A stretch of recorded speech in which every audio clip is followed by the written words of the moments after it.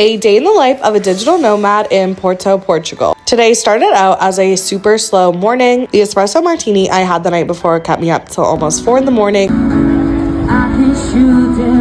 I passed this little store window a few times and just thought the crockery was so cute.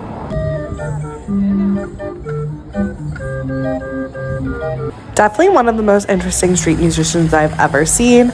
There seems to be a lot of musicians around the streets of Porto, which just make walking around extra lovely. At this cafe for a little brunch, and you guessed it, I got an iced latte with a pastel de nata, and then I was craving some fruit, so got this yogurt bowl. The old streets here are so pretty. And there was these ladies putting on a little show in the street, so had to stop and watch.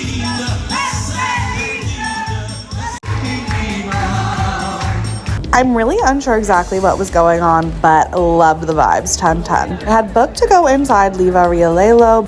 What a better way to kill the line than with a little gelato. Once inside, it was definitely totally worth the wait. It is absolutely gorgeous in there. I was kind of worried it might be overhyped, but it absolutely was not. It definitely was a bit crowded, but nothing unbearable.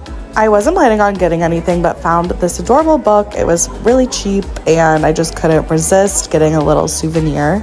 After I strolled towards the Porto Cathedral, that was highly recommended by my tour guide earlier in the week, and I was excited to check it out. I have to say, just looking back at this day makes me feel so blessed. This is truly what being a nomad is all about, just wandering around and exploring a beautiful new city. I feel so incredibly lucky that this is how I get to spend my Saturday. Entry to the cathedral was €3, and I would highly recommend. It was absolutely gorgeous. It's a lot bigger in there than what I expected, and the viewpoint is stunning. Just definitely be prepared to climb a few steep stairs. Afterwards, I was headed over to the Bolayan market. Thought this woman was an absolute vibe sitting on her balcony.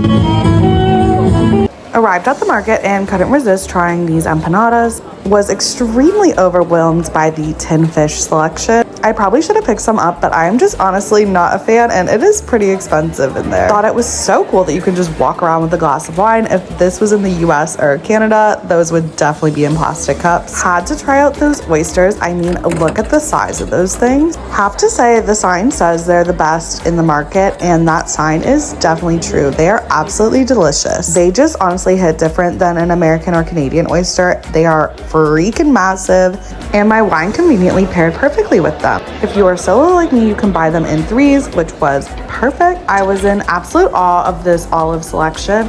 They even have the Dubai chocolate here. I did get this custard croissant for the walk home. Got back to outside and then took the metro to dinner. We went to this place called Bao Bao. It was so good, I got the pho.